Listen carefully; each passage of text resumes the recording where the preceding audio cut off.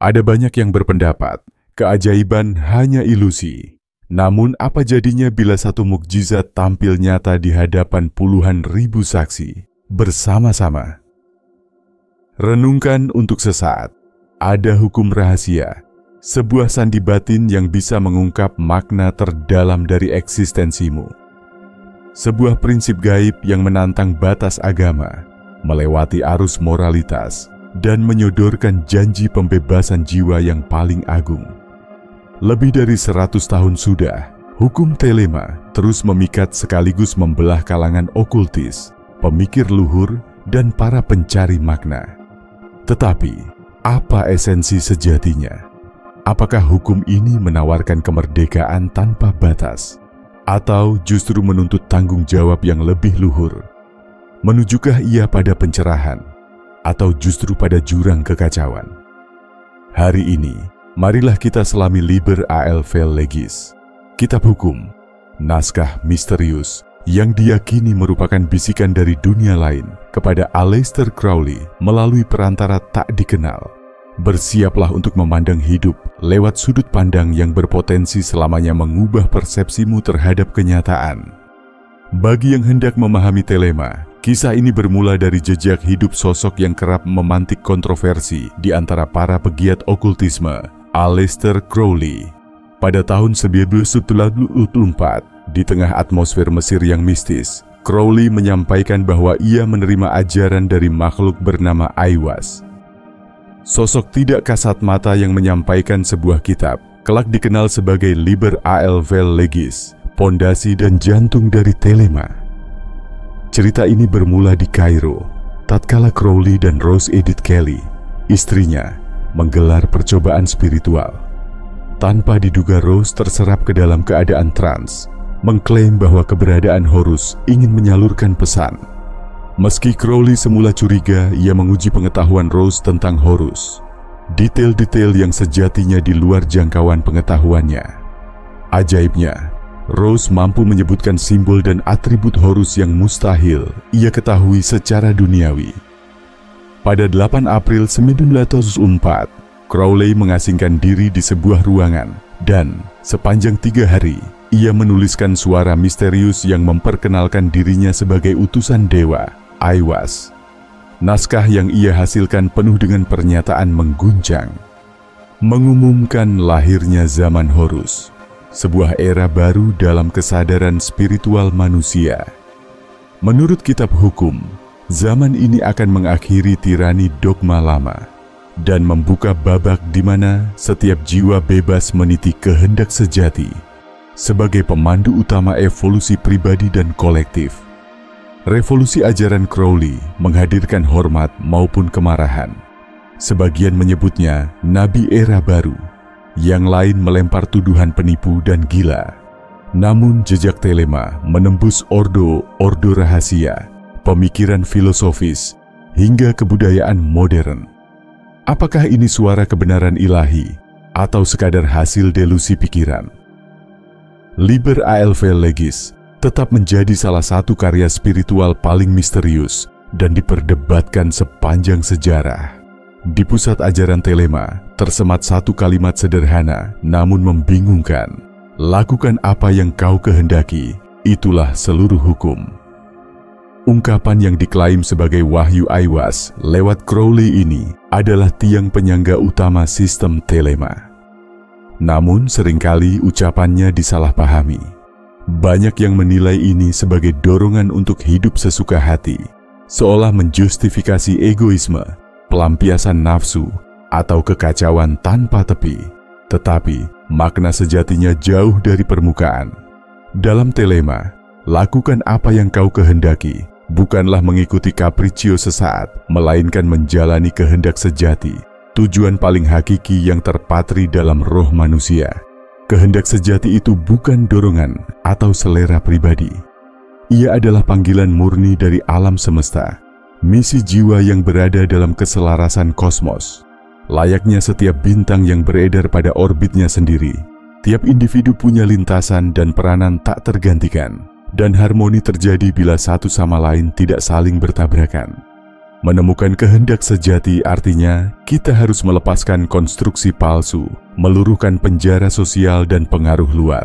Jalan ini memerlukan perenungan dalam, disiplin spiritual, dan kesetiaan untuk menembus kejujuran terdalam. Crowley sendiri menggambarkannya bak simfoni bintang-bintang. Bila tiap makhluk setia menjalani jalurnya, aturan luar menjadi tidak diperlukan.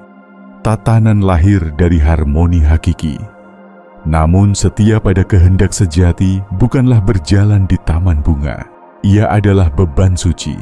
Menyimpang dari kehendak sejati artinya terjerembab dalam kebingungan dan penderitaan.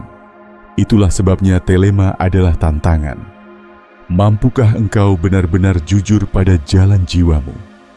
Bagi yang sungguh-sungguh menapakinya, hadiah paling besar adalah kebebasan hakiki. Tetapi bagi yang keliru memahami, telema cukup jadi alasan menuruti nafsu tanpa kendali. Dan, sebagaimana peringatan Crowley, jalan itu hanya akan membawa kehancuran dan kesia-siaan.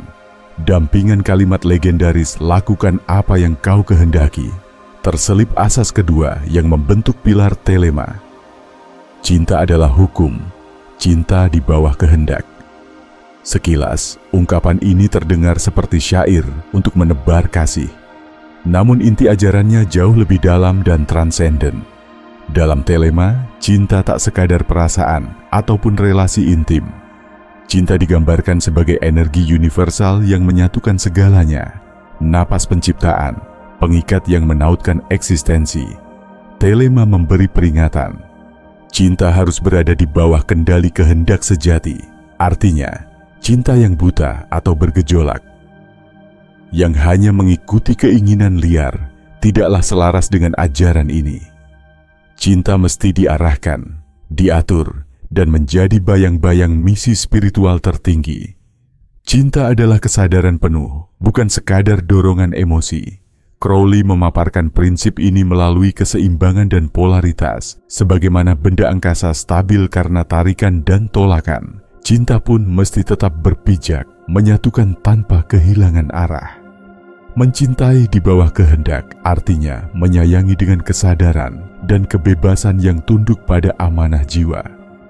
Ajaran ini berlaku pada seluruh hubungan, dari persahabatan, keluarga hingga relasi batin dengan realitas tertinggi. Dengan pendekatan itu, telema merombak fondasi moral, bukan lagi norma yang dipaksa dari luar, melainkan kebijaksanaan yang lahir dari kesadaran akan tindakan yang sinkron dengan kehendak ilahi. Di balik konsep ini, berdirilah Nuit, Dewi Bintang-Bintang, personifikasi cinta tak bertepi, serta persatuan segala makhluk. Nuit mengundang manusia untuk mengatasi batas ego, melebur dalam semesta, menyatu dengan keagungan cinta universal. Inilah keunikan telema. Cinta adalah kebebasan sekaligus pengendalian diri. Ia adalah kelembutan dan kekuatan. Terkadang tampak kacau, namun selalu tunduk pada tatanan ilahi. Mencinta di bawah kehendak adalah mengalami cinta sebagai pancaran jiwa yang sadar. Bukan sekadar rasa, tetapi perwujudan persatuan kosmik dalam kehidupan nyata. Pusat fondasi telema bertumpu pada Liber AL Vel Legis, atau yang kita kenal sebagai kitab hukum. Teks yang Crowley klaim sebagai hasil dikte entitas Aiwass. Namun, naskah ini berbeda dengan kitab ajaran konvensional. Alih-alih memaparkan aturan moral, kitab hukum justru menandai dimulainya era transformasi spiritual. Tiap dari 3 bab utamanya dituturkan oleh arketipe ilahi berbeda, masing-masing mengungkap aspek utama prinsip telema. Bab pertama, Nuit, sang tak terbatas. Di sini, Nuit, Dewi Langit Malam yang melambangkan kelimpahan, cinta tanpa syarat, dan semua potensi kehidupan, menyerukan agar setiap manusia menyadari dirinya sebagai pancaran ilahi yang unik. Dari Nuit, muncul satu kutipan abadi. Setiap laki-laki dan perempuan adalah bintang. Setiap insan memiliki lintasan dan takdir sendiri, bebas meniti jalannya di dunia fana. Nuit menawarkan pembebasan dari segala sekat, mengajak kita melebur dalam ekstasi kosmik dan cinta ilahi. Bab kedua, Hadid, api keinsafan. Jika Nuit adalah cakrawala tak berujung, Hadid adalah inti kesadaran di kedalaman batin. Dia ibarat bara ketuhanan, nyala yang membakar jiwa, serta daya dorong transformasi. Hadid berkata, "Aku adalah api yang bersinar di dalam hati manusia dan di balik inti setiap bintang." Bab ini menegaskan pentingnya pengalaman langsung, gerakan, serta perubahan batin. Hadid bukan sekadar objek pemujaan, melainkan pengalaman pribadi lewat penyingkapan jati diri dan kebebasan dari dogma luar. Bab ketiga, Rahor Kuit, jalan sang penakluk. Bab terakhir disampaikan oleh Rahor Kuit, wujud Horus yang gagah dan tak tergoyahkan. Nada pesannya tajam, penuh kekuatan, bahkan menggetarkan. Ia menghimbau datangnya zaman Horus. Era baru saat ritual lama ditinggalkan, umat manusia mengakses kekuatan terdalamnya, bukan untuk menghancurkan demi kehancuran, tapi untuk meruntuhkan tirai ilusi dan membebaskan spirit sejati manusia. Ketiga suara surgawi ini, Nuit, Hadid, dan Rahor Kuit, membangun landasan telema, bukan untuk mengekang, tapi sebagai undangan bagi yang berani membebaskan diri dan bersatu dengan tujuan spiritual hakiki. Telema tak sekadar satu pemikiran. Ia adalah jalan hidup, sebuah proses yang menuntut pelaksanaan, bukan sekadar pemahaman. Berbeda dengan tradisi lama yang memaksakan moralitas dari luar, telema mengajarkan tiap jiwa bertanggung jawab atas pencarian dan pengaktualisasian kehendak sejatimu. Jadi, bagaimana ia bisa dijalani sehari-hari? 1. Awal perjalanan. Menyelam ke kedalaman diri untuk menemukan kehendakmu. Lepaskanlah topeng identitas palsu, struktur sosial, dan tekanan harapan eksternal. Melalui kontemplasi hening, menenangkan pikiran demi mendengar suara asli batin. Penulisan jurnal magis, mencatat pengalaman, intuisi, dan pola batin. Penerawangan dengan tarot, astrologi, atau I Ching sebagai gerbang ke arketipe dalam bagi Crowley. Hanya melalui eksplorasi menyeluruh ke dalam diri, maka tujuan sejati muncul dalam sinar terang. 2. Memperluas cakrawala pengetahuan telema menuntut studi mendalam. Sumber kunci untuk dikuasai antara lain Liber al Vel Legis, inti dan bingkai telema.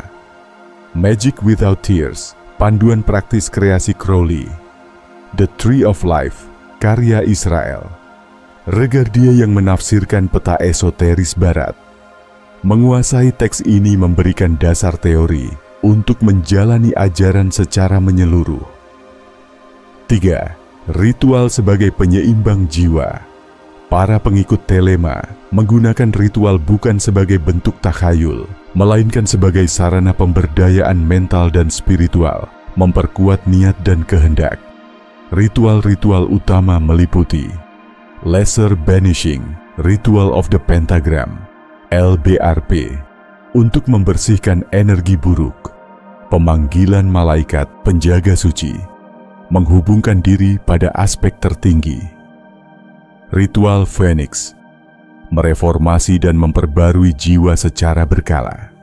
Setiap praktik ini menajamkan disiplin, menjernihkan pikiran, dan menumbuhkan kesadaran terhubung di tengah hiruk-pikuk kehidupan sehari-hari. Mengikuti kehendak sejati bukan berarti bebas dari akibat. Sebaliknya, itulah penerimaan penuh atas tanggung jawab pribadi. Jalan telema memanggil kita untuk bertindak selaras, tak hanya di altar atau saat meditasi, melainkan dalam tutur, pilihan, dan pencapaian harian. Integritas jadi kunci utama. Hendaklah setiap tindakan jujur pada penyebab sejati. Maknanya, berkarya dengan kesadaran, menghormati atau bitsasi orang lain, tidak pernah memaksakan kehendak pada sesama. Sebagaimana galaksi yang berputar tanpa tabrakan, harmoni sejati lahir ketika setiap individu sadar akan orbit hidupnya. Pengendalian diri dan disiplin mengejar kehendak sejati bukan tentang memanjakan keinginan, melainkan bertindak sesuai panggilan tertinggi. Crowley menegaskan, kebebasan yang tak disertai disiplin berujung pada kehancuran pribadi. Seorang Thelemite otentik menggabungkan kemerdekaan dan pertanggungjawaban. Thelema di kehidupan nyata. Kehendakmu tidak sekadar dituliskan dalam ritual, melainkan terwujud dalam seni murni, pekerjaan bermakna, proses pengembangan diri, dan dedikasi pada pertumbuhan tiada akhir. Thelema mengajarkan kita mencipta makna dalam segala bidang kehidupan, menjadi pelaku aktif yang membangun realitas berdasarkan suara batin terdalam. Perjalanan tanpa akhir kehendak sejati terus berkembang, seiring bertambahnya kedewasaan dan pemahaman jiwa. Menapaki Thelema adalah proses pelepasan ilusi, pemurnian pengetahuan, dan pendakian menuju kesadaran lebih tinggi. Menjadi Thelemite sejati berarti menjadi perwujudan ajaran, bukan sekadar penganut secara pasif. Sejak lahirnya, Thelema dibayangi kontroversi. Acap kali diartikan keliru, bahkan oleh para penghamba setianya sekalipun. Mitos 61, Thelema itu hedonis tanpa batas. Sebagian besar menuduh Thelema menganjurkan kebebasan ego tanpa kendali. Ucap "do what thou wilt" sering dituding pembenaran untuk bertindak liar. Namun ini salah. Thelema justru menuntut pengendalian diri, disiplin dan keselarasan dengan kemaslahatan lebih besar. Kehendak sejati adalah tugas jiwa, bukan nafsu belaka. Mitos nomor 2. Crowley, manusia paling jahat. Crowley kerap dikenal sebagai the wickedest man in the world. Sebutan yang ia biarkan bergulir demi mengguncang nalar masyarakat. Namun banyak tuduhan padanya timbul dari pembacaan harfiah terhadap manifestonya yang syarat simbol dan retorika keras. Ia, lewat gaya konfrontatifnya, berusaha membebaskan manusia dari sekat dan kecemasan lama. Mitos 63, Thelema Ibulum Satanisme.